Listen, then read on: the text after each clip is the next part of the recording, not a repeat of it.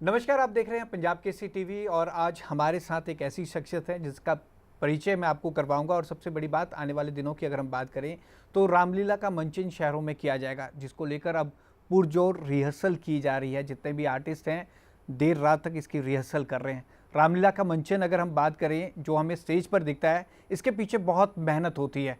लेकिन हमारे साथ जो शख्स जुड़ी हैं ये महिला डायरेक्टर हैं और गढ़वाल रामलीला बिजली बोर्ड की जो रामलीला होती है सेक्टर 28 में, उसका मंचन करती हैं, उसका डायरेक्शन करती हैं। रजनी बजाज जी, आपका बहुत बहुत स्वागत है पंजाब केसरी टीवी में। नमस्कार जी, धन्यवाद। रजनी बजाज जी, अगर हम कहें 52 जगहों पे चंडीगढ़ में रामलीला का मंचन होता है, लेकिन आप पहली महिला डायरेक्टर हैं जो इस रामलीला का मंचन की पूरी, मतलब अगर हम कहें तो आप मंचन भी करवा रहे हैं, उनको प्रिपेयर भी करा रहे हैं और पिछले 5 सालों से करवा रहे हैं। ये कैसे आपने पॉसिबल किया? और अगर हम कहें कि मेल डोमिनेटेड इंडस्ट्री में हम बात करें कि सब जगह अगर हम कहें हमें डायरेक्टर मेल ही दिखते हैं, हमने भी नहीं देखा था आज तक। हम पहली बार आपका इंटरव्यू भी कर रहे हैं इसी बारे में। आपको पहले कब आपने इसका डायरेक्शन किया था और अब कैसे आप कर पाती हैं ये? मैंने एक्चुअली थिएटर ज्वाइन करा था 2014 में, और थिएटर ज्वाइन करने के बाद मैं धीरे धीरे रामलीला की तरफ अग्रसर हुई, देखना शुरू किया।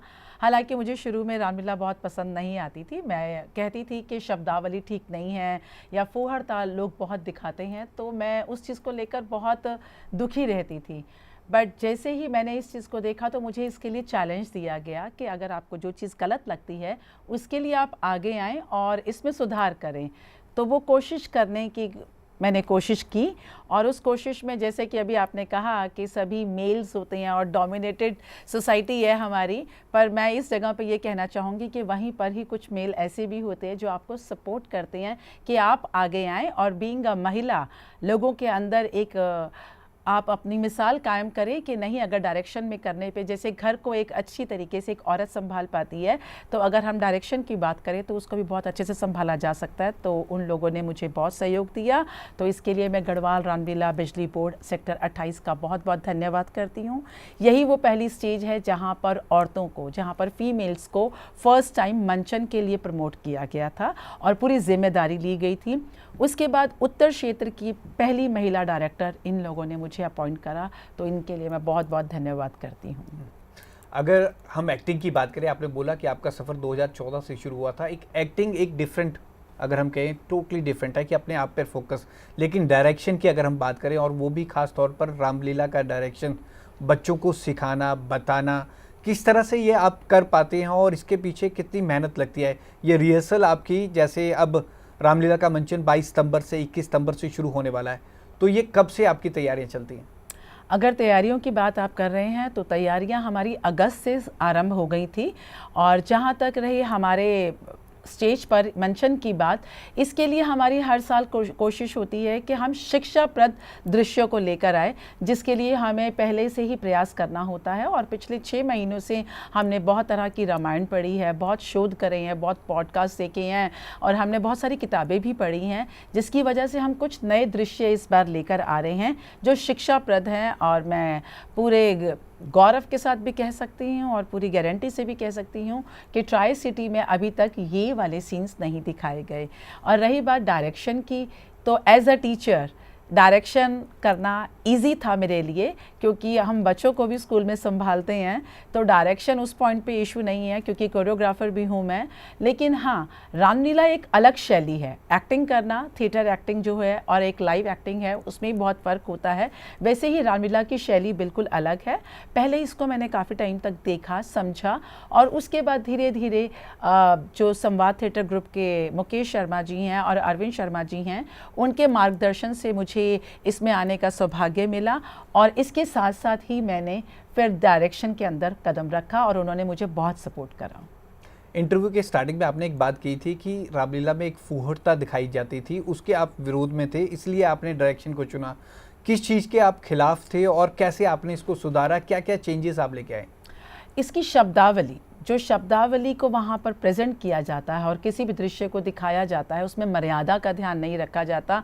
सो बीइंग अ टीचर मैं उसको बिल्कुल नहीं पसंद करती थी। मुझे लगता था जो मुझे सुनना ही नहीं अच्छा लगता, देखना ही नहीं अच्छा लगता, उसके लिए मैं लोगों को कैसे कहूँ कि हाँ आपको अपनी सभ्यता और संस्कृति से जुड़ना चाहिए। डेफिनेटली मैं भी चाहती हूँ हमारी सभ्यता और संस्कृति का प्रचार प्रसार हो, पर वो उस मर्यादित ढंग से हो जैसे कि वो थी और जैसी अब दिखाई जाती है। इजी करने के लिए लोग गानों का, फिल्मी गानों का इस्तेमाल करते हैं, जिसके मैं बिल्कुल अगेंस्ट हूँ। भाषावली के मैं बहुत अगेंस्ट हूँ कि जब दृश्यों में रिस्पेक्ट नहीं दी जाती है तब मुझे लगता है कि नहीं, जब हम एक मर्यादा पुरुषोत्तम राम की बात करते हैं, हम अयोध्या की बात करते हैं, तो मुझे नहीं लगता कि राजसी घरों में इस तरह की अभद्र भाषा का प्रयोग होता हो, या जिस तरह से सीन्स में कहा जाता है तू का प्रयोग या तेरे लिए या लड़ना या गाली का प्रयोग करना, गाली चाहे उस सेंस में की जाती हो, तो मुझे बहुत गंदा सा लगता था। मैं खुद भी नहीं देखना पसंद करती थी।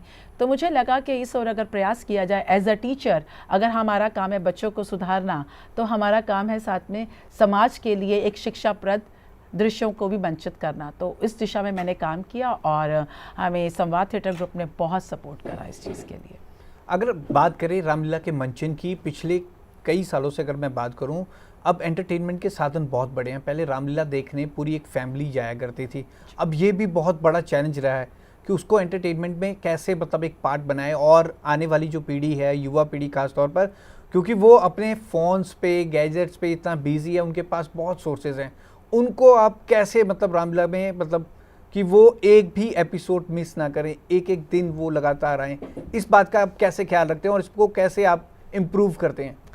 इसके लिए जैसे कि आपने कहा कि सोशल मीडिया, गैजेट्स बहुत हैं बच्चों के पास, तो हमने एक टीचर का काम क्या होता है कि जो चीज़ें जैसी हैं उसी के बीच में अपने मैसेज को कन्वे करना। तो हम लोगों ने रील्स को बहुत ट्रेंड में रखा है। हम लोगों ने सीन्स की रील्स बनाई। रील्स आपको पता है ट्रेंडिंग बहुत हो जाती हैं, बहुत जल्दी वायरल होती हैं।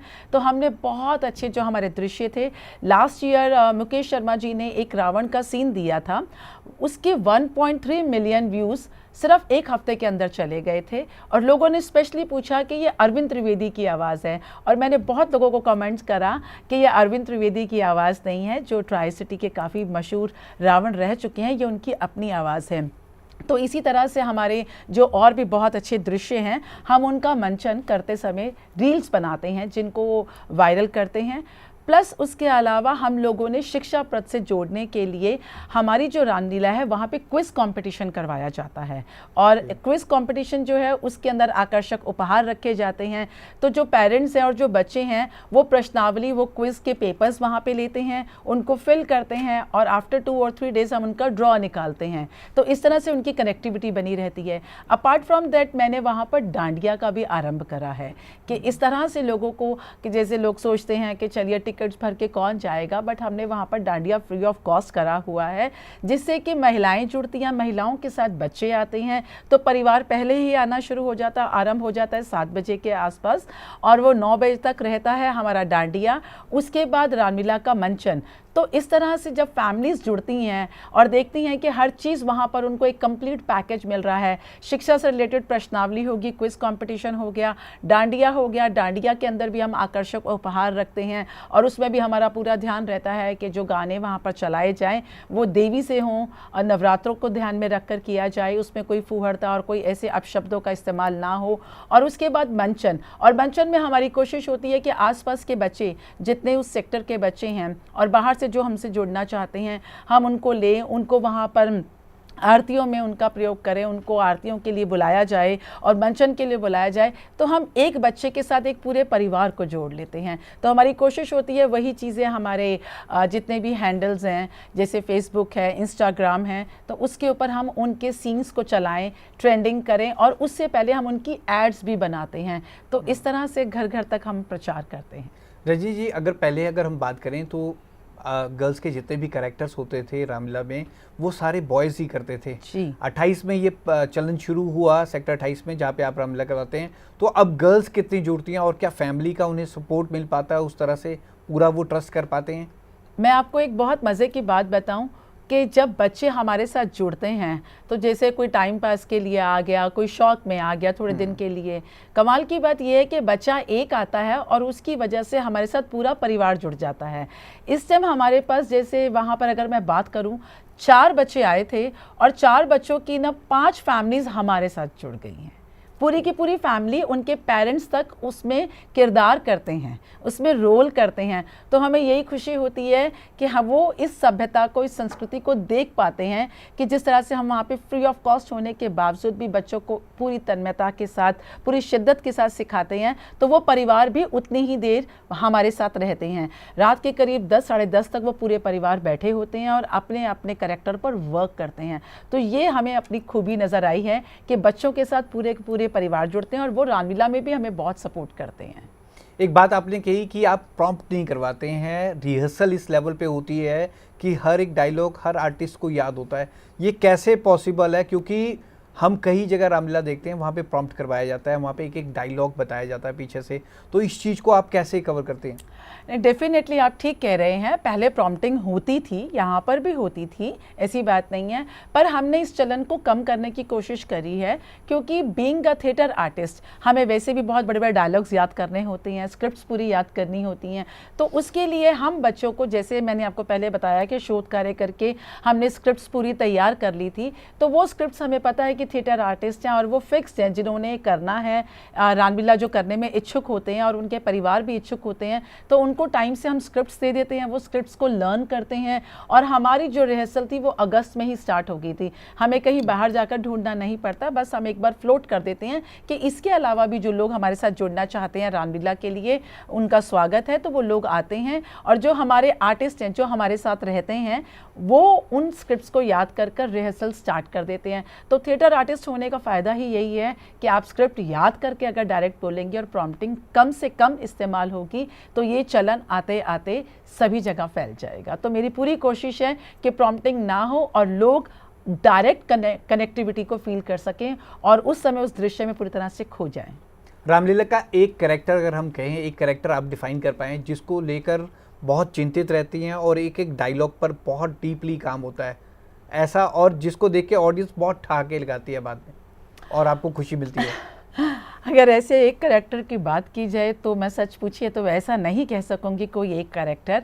आप देखिए, अगर प्रभु राम हैं तो उनकी अपनी एक मर्यादा है, लोग उनको देखने चाहते हैं, उनसे सीखना चाहते हैं, माता सीता से सीखना चाहते हैं।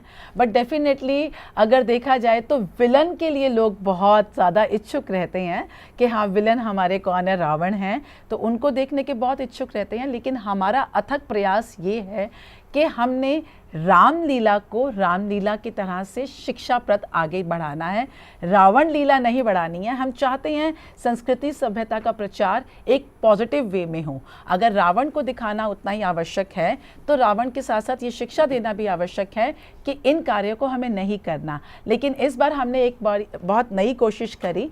हमने इससे पहले अभी टैगोर थिएटर में एक नाटक किया था, केकई के राम, जो मेरी ज़िंदगी में मुझे बहुत छू कर गया और शायद मैं आखिरी डायलॉग बोलते हुए मेरे से खुद ही मेरे आंसू नहीं रुके कि भी आ रहा है केकई का राम। तो उसमें केकई के उस पर्सपेक्टिव को दिखाया है जो लोगों को आज तक मालूम ही नहीं था। और उस शो के बाद इनफैक्ट जो इतने बड़े बुजुर्ग जिनकी 80 ईयर्स की एज हो चुकी है, वो थैंक्स करके गए और ये कह के गई कि हमने सारी ज़िंदगी रामायण पढ़ने में निकाल दी, देखने में निकाल दी रामलीला, पर हम कभी इस पर्सपेक्टिव को समझ ही नहीं पाए कि केकई जो आज तक लोगों की नज़रों में बुरी थी, वो बुरा कैरेक्टर कभी रही ही नहीं।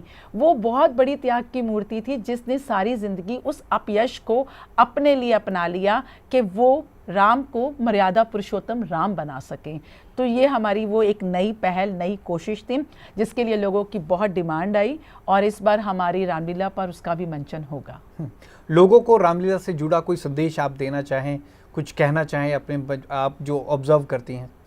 मेरा बस इतना ही संदेश है कि आप ज़रूर रामलीला देखने आइए, अपने बच्चों को लेकर आइए, क्योंकि हमारी सभ्यता और संस्कृति जिस तरह से विलुप्त हो रही है उसको रोकना, उसको थाम के रखना हमारा ही काम है। क्योंकि बीइंग अ टीचर मैं देखती हूँ जब जैसे पेरेंट्स स्कूल में कंप्लेंट लेकर आते हैं कि बच्चे उनके कंट्रोल में नहीं हैं, तो बच्चे कहाँ से कंट्रोल में आएंगे जब हम उनको वो सब चीज़ें और शिक्षाएँ नहीं दे सकेंगे। और जो रामलीला का मंचन है वहाँ पर प्रश्नावली है, बच्चों से रिलेटेड है। जब हम बच्चों को अपनी तरफ अट्रैक्ट करना चाहते हैं तो हम सेल्फी पॉइंट्स भी बनाते हैं। हमने इस बार अपनी रामलीला पे सेल्फी पॉइंट्स भी बना रहे हैं। आप बच्चों को लाइए, उनको सिखाइए, प्रश्नावली में भाग लीजिए, आप स्वयं डांडिया में भाग लीजिए, और उसके बाद जो दृश्य हम दिखा रहे हैं उसमें जो शिक्षा मिल रही है वो ज़रूर लेकर जाइए। पहले जैसा मैं सोचती थी आप बिल्कुल नहीं सोचिए, अब धीरे धीरे बहुत चेंजेस आ रहे हैं। जैसे हम लैंडलाइन से मोबाइल्स पर आ गए हैं, ऐसे ही रामलीला में बहुत अपडेशन हो गया है। So it's my humble request to all of you कि प्लीज़ अपनी सभ्यता संस्कृति को आगे बढ़ाने के लिए रामलीला को ज़रूर देखिए, इसके मंचन को देखिए, और बच्चों को बहुत कुछ सीखने को मिलेगा। इनफैक्ट आपको भी बहुत सारे प्रश्नों के उत्तर मिलेंगे। तो ये थे हमारे गेस्ट रजनी बजाज जी। ये डायरेक्टर हैं, एक्ट भी करते हैं, कई सीरियल्स में एक्ट कर चुके हैं, अभी क्राइम पेट्रोल में भी एक्ट कर चुके हैं, कई चीज़ों में लगातार ये अभिनय कर रहे हैं और सब चीज़ों में अपना कमाल का अभिनय करके डायरेक्शन भी कर रहे हैं रामलीला को। सबसे बड़ी अपील इन्होंने लोगों से की है कि वो रामलीला का मंचन देखने ज़रूर जाएं। 21 सितंबर से रामलीला का मंचन शुरू हो रहा है और 1 अक्टूबर तक चलेगा, तो आप भी ज़रूर अपने पूरे परिवार के साथ रामलीला का ये मंचन ज़रूर देखने जाएं। खबरों का ये सिलसिला पंजाब केसरी टीवी पर जारी रहेगा। नमस्कार।